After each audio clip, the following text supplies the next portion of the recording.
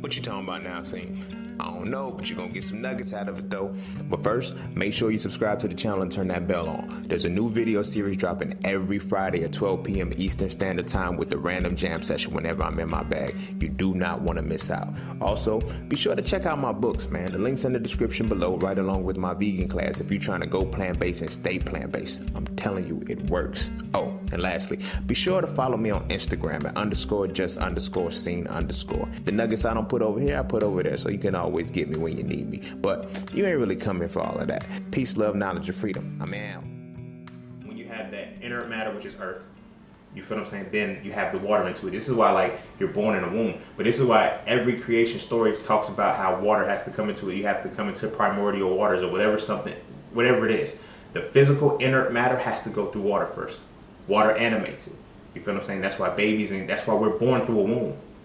You feel what I'm saying? So then after that, you have the element of fire above the water. Well, of course, the water is going to be associated with the sacral plexus. I don't want to go too far ahead of myself and get too distracted and dissociate from the point. So after the sacral plexus and your water, you then have your solar plexus and your the element of fire. So the fire is your soul. The soul means nothing until you have the breath of life, right? So that means until you've accepted spirituality and you have acknowledged what spirituality is like, balance, inspire, expire, that's what the breath of life is, still represents. So air is when you take in, it gives you that life. That's when you have your balance. That's when you have your dual nature activated. You feel what I'm saying? This then goes to in, out, up, down, right, left, your spirituality, your masculinity, femininity. That's what the breath of life gives you. It's a lot deeper than just breathing. But if you understand it only from the physical level, you just think it's about your lungs. But it's all reminiscent and metaphorical of something higher. So then above that, you then get the next three elements. You have the element of sound first, which is associated with throat chakra. Then you have the element of light. The element of light, which is the third eye chakra. You have the element of thought. That's a very important thing. Like, that was something that I had to uncover when I studied. Like, thought is faster than light. The speed of thought is faster than the speed of light, and I don't think people understand that because we don't understand like thought. Like, we think what we think is thinking is not thinking; it's just remembering or it's recollecting information. But a thought comes in so fast you can't quantify it. You can. It's hard to even quantify light through the human eye, the naked eye. But at the same time, it can be calibrated. Thought moves significantly faster than that. You feel what I'm saying? A thought moves so fast that by the time you realize that you had the thought, you're on another thought. That's it's deep because that's how fast a thought moves.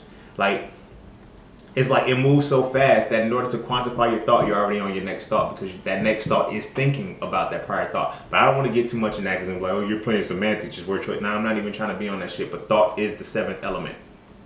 You feel what I'm saying? It's the seventh element.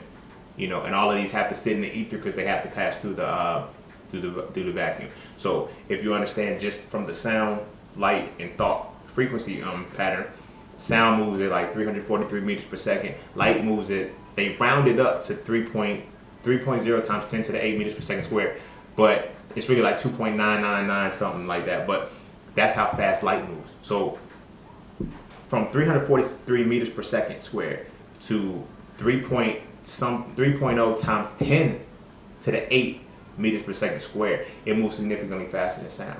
Light moves significantly faster than sound. And thought moves significantly faster than light. But that's a part of the self-mastery. That's why meditation and understanding, your chakra energies is very important, and understanding how each one goes into it. So you have to study these things for yourself. But again, that's a part of your self-mastery.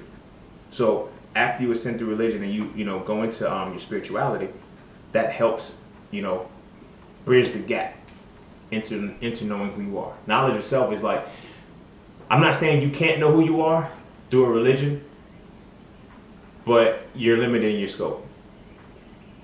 Because whatever your religion tells you are, you have to accept. That's why it's like a very poisonous doctrine, because it's like every religion that we take in and we accept as melanated beings, you feel what I'm saying? Those religions enslaved us. Those religions enslaved us. Like, I can't conceive that I should follow anything that was designed. Like, even if they say, well, we had it first, we wrote it, and people manipulated it. that manipulation shows that it already has a different symbol in this world now. If it was intended for good, I don't care anymore, because now it's intended for bad. And for me to accept it, knowing that it was used to enslave my people, I can't logically, deal with that anymore. But again, that comes from my personal self-mastery and my understanding, because I understand the religion that I once followed. You feel what I'm saying? And by understanding the religion that I once followed, I understand that the main three religions, the ones that everybody either has to follow or you're gonna be punished or whatever it is, they're all extended from the same reality. So they're basically cousins.